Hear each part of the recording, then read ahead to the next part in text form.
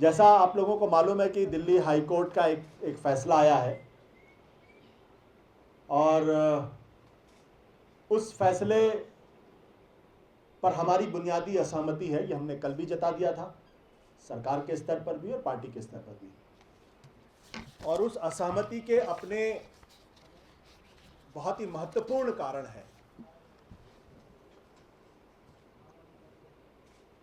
लेकिन जब तक दिल्ली हाई कोर्ट का ये फैसला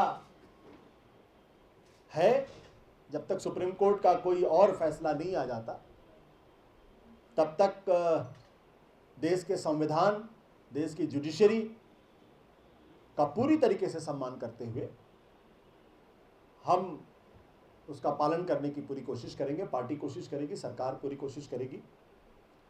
लेकिन जो नई स्थिति पैदा हुई है वो कितनी अजीबोगरीब स्थिति को जन्म दिया है, इसका मैं सिर्फ एक जो कंक्लूजन है उसका दिल्ली हाई कोर्ट के फैसले के कंक्लूजन पेज नंबर 190 पे पैरा नंबर 3 में जो लिखा गया है उसको मैं आपके सामने एक बार पढ़ दूंगा और उसके बाद उसका भावार्थ भी करके आपको बताने की कोशिश करूंगा। The contention of the government of NCT of Delhi that the Lieutenant Governor of NCT of Delhi is bound to act only on the aid and advice of the Council of Ministers in relation to the matters in respect of which the power to make laws has been conferred on the Legislative Assembly of NCT of Delhi under Clause 3A of Article 239AA of the Constitution is without substance and cannot be accepted। यानी दिल्ली की विधानसभा जिन मुद्दों पर, जिन मामलों पर कानून बना सकती है, उन मसलों पर दिल्ली की चुनी हुई सरकार की सलाह मानने के लिए लेफ्टिनेंट गवर्नर साहब मजबूर हैं। ये पहले की स्थिति थी। अब कोर्ट ने कह दिया है इज विदाउट सबकीस, दिल्ली सरकार का ये दलील कि जिन मामलों पे विधानसभा कानून बना सकती है उन मसलों पर अगर दिल्ली की सरकार किसी तरीके का कोई सलाह और मशवरा लेफ्टिनेंट गवर्नर साहब को देती है तो वो उसको मानने के लिए बाध्य नहीं है। और आम आदमी पार्टी की सरकार का ये तर्क is without substance and can not be accepted. इसका मतलब ये हुआ कि दिल्ली के अंदर चुनी हुई सरकार जो पूरी तरीके से लेफ्टिनेंट गवर्नर के अधीन माननीय हाई कोर्ट ने उसको कर दिया है। इससे कई सवाल, गंभीर सवाल खड़े हुए हैं। कल उप मुख्यमंत्री मनीष सिसोदिया जी ने काफी गहराई में जाकर इन सवालों के जवाब दिए थे और जो नई परिस्थिति पैदा की है उसका हवाला भी दिया था। उसके आलोक में मैं फिर यह दोहराना चाहूंगा कि हाईकोर्ट के इस फैसले के बाद अब देश के अंदर एक बहस शुरू होनी चाहिए। लोकतंत्र की नई व्याख्या की जानी चाहिए कि आखिर लोकतंत्र है क्या। क्या चुनी हुई विधानसभा का कोई मतलब नहीं है? क्या चुने हुए मुख्यमंत्री का कोई मतलब नहीं है? क्या चुने हुए विधायकों का कोई मतलब नहीं है? क्या चुने हुए मुख्यमंत्री और काउंसिल ऑफ मिनिस्टर्स और कैबिनेट का कोई मतलब नहीं है?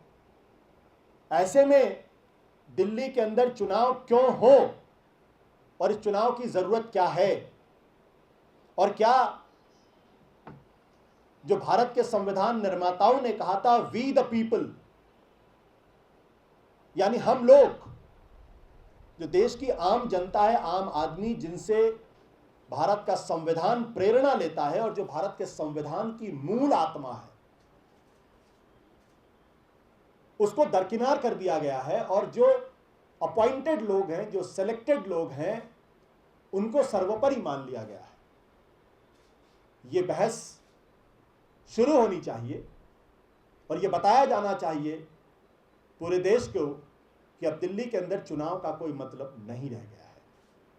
मुझे लगता है सुप्रीम कोर्ट माननीय दिल्ली हाई कोर्ट के फैसले के इस पैराग्राफ पर विशेष तौर पर गौर करेगा और जो भारतीय लोकतंत्र की खूबसूरती है, और लोकतंत्र दुनिया में कहीं भी उसकी खूबसूरती है कि लोग केंद्र में होते हैं, वो सावरेन होते हैं, वो संप्रभु होते हैं, वो स्वतंत्र होते हैं, उनसे संसद सत्ता, अधिकार और शक्ति और ताकत डिराइव करती है। लेकिन चूंकि अभी मौजूदा स्थिति है, हाईकोर्ट का फैसला है और हम सब उस हाईकोर्ट संविधान से बंधे हुए हैं, तो माननीय लेफ्टिनेंट गवर्नर साहब से हमारी कुछ दरखास्त है और दिल्ली के लोगों से भी, कि आज के बाद अगर दिल्ली के अंदर कहीं भी पानी की समस्या हो तो वो लेफ्टिनेंट गवर्नर साहब के दरवाजे पर जाके लोग खटखटाएं। अगर उनको प्रदर्शन करना है तो वो नाराजगी जाहिर करनी तो लेफ्टिनेंट गवर्नर साहब के घर पे करें। अगर कहीं बिजली नहीं आ रही, बिजली की समस्या है, तो भी लेफ्टिनेंट गवर्नर साहब के यहाँ जाके लोग अपील करें।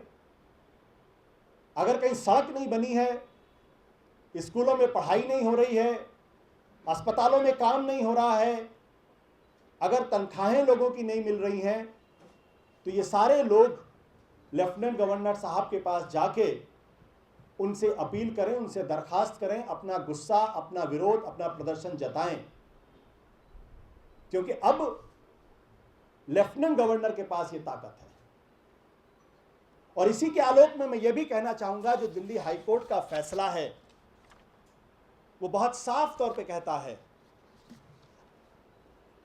कि एंटी करप्शन, अगर दिल्ली के अंदर भ्रष्टाचार है तो उससे निपटने की जिम्मेदारी भी लेफ्टिनेंट गवर्नर साहब की है, क्योंकि एंटी करप्शन ब्यूरो सीधे लेफ्टिनेंट गवर्नर साहब को रिपोर्ट करता था और अब रिपोर्ट कर रहा है। तो अगर किसी को डेथ सर्टिफिकेट में अगर पैसे देने पड़ रहे हैं तो लेफ्टिनेंट गवर्नर साहब के पास जाएं, बर्थ सर्टिफिकेट में अगर पैसे देने पड़ रहे हैं तो लेफ्टिनेंट गवर्नर साहब के पास जाएं, अस्पतालों के अंदर अगर दवाएं मुफ्त नहीं मिल रही तो लेफ्टिनेंट गवर्नर साहब के पास जाएं, अगर किसी को वृद्धा पेंशन नहीं मिल रहा तो लेफ्टिनेंट गवर्नर साहब के पास जाएं, सीनियर सिटीजन का पेंशन अगर नहीं मिला तो लेफ्टिनेंट गवर्नर के पास जाएं, और अपनी किसी भी समस्या के लिए लेफ्टिनेंट गवर्नर साहब के पास जाएं। मैं लेफ्टिनेंट गवर्नर साहब ने कल कहा कि is the guardian of the constitution. मैं पूरी ईमानदारी के साथ, विनम्रता के साथ कहना चाहता हूं, लेफ्टिनेंट गवर्नर साहब, आज परसेप्शन ये बन रहा है कि you are not the guardian of the constitution, you are the guardian of the scam and scamsters. This is very unfortunate situation.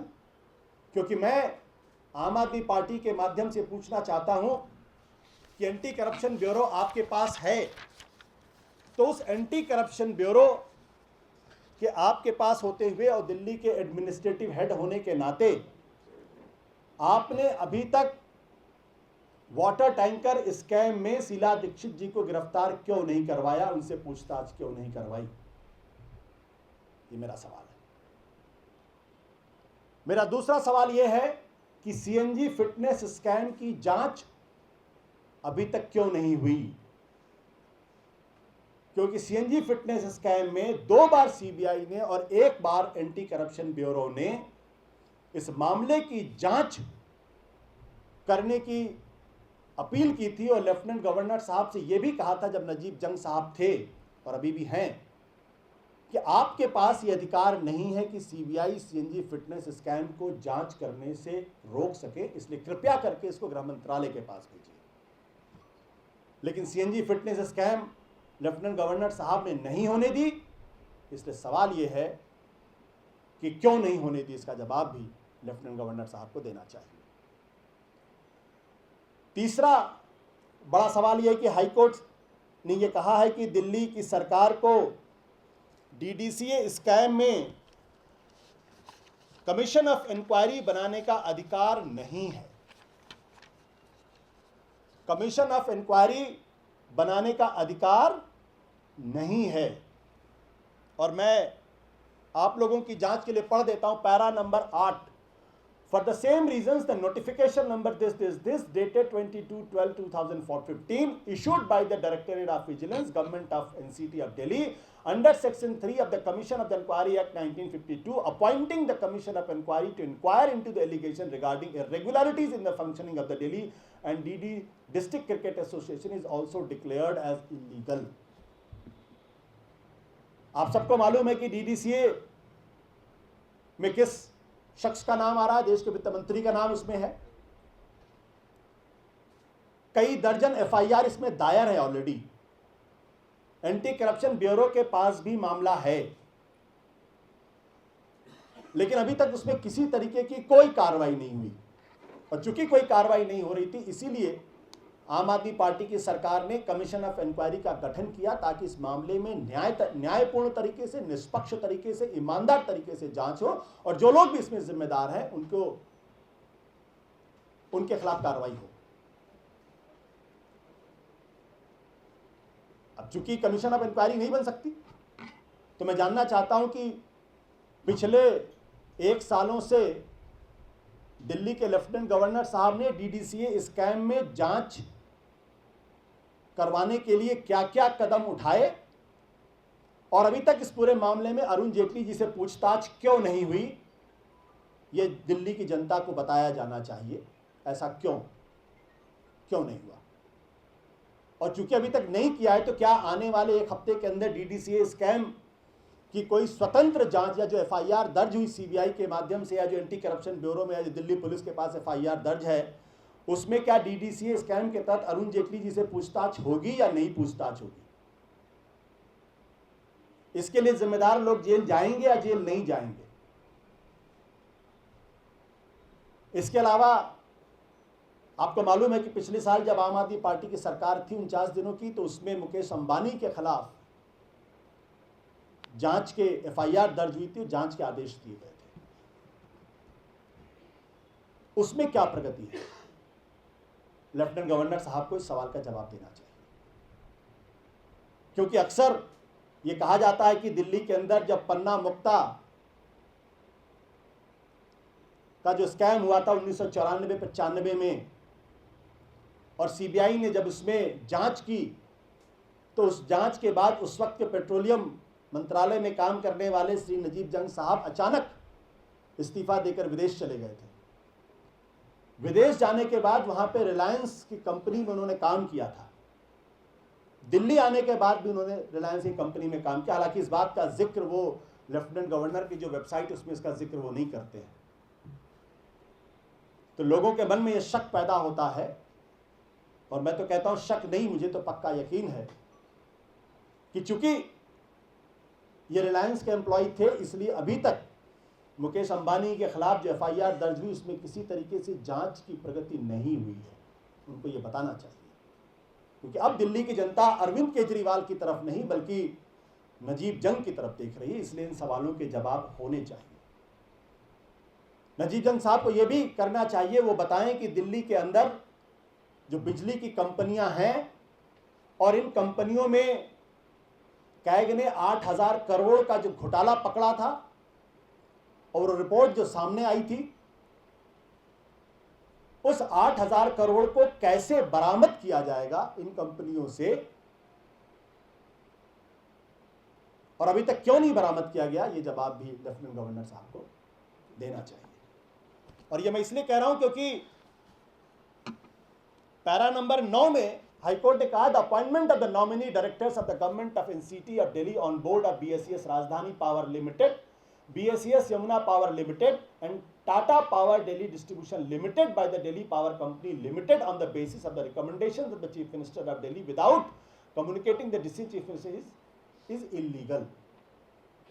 तो मैं ये नहीं कह रहा हूं, मैं तो ये जो हाईकोर्ट का ऑर्डर है उसका जो इन्फरेंस निकलता है, उसका जो निष्कर्ष निकलता है, वो बहुत स्पष्ट है। इसमें the proceedings of the government of NCT of Delhi department of power issuing policy directions to the Delhi Electricity Regulatory Commission regarding disruption in electricity supply to consumers and compensation payable in respect thereof are illegal and unconstitutional in such policy directions. LG governor, ये तो मैं इसके अलावा ये भी lieutenant governor साहब को इस सवाल का जवाब देना चाहिए कि जो पैरा 11 है इस ऑर्डर का, जिसमें किसानों को दिल्ली की सरकार ने कहा था कि उनका जो सर्किल रेट है 50 लाख से बढ़ा के 3 करोड़ कर देना चाहिए प्रति एकड़, वो फैसला वो कब और कितनी जल्दी कर रहे हैं, इसका भी जवाब उन्हें देना चाहिए।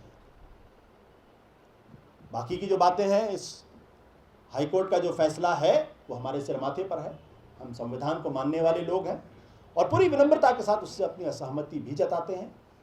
निश्चित तौर पर इसमें हम सुप्रीम कोर्ट का दरवाज़ा खटखटाएंगे और हमें पूरी उम्मीद है कि जैसे अरुणाचल प्रदेश और उत्तराखंड के मामले में सुप्रीम कोर्ट ने न्याय किया, इंसाफ किया, देश के लोगों की जो आस्था है लोकतंत्र के अंदर उसको मजबूत किया, वो दिल्ली हाईकोर्ट के इस फैसले के बाद जो वहापों की स्थिति पैदा हुई उसमें वो विस्तार करेंगे।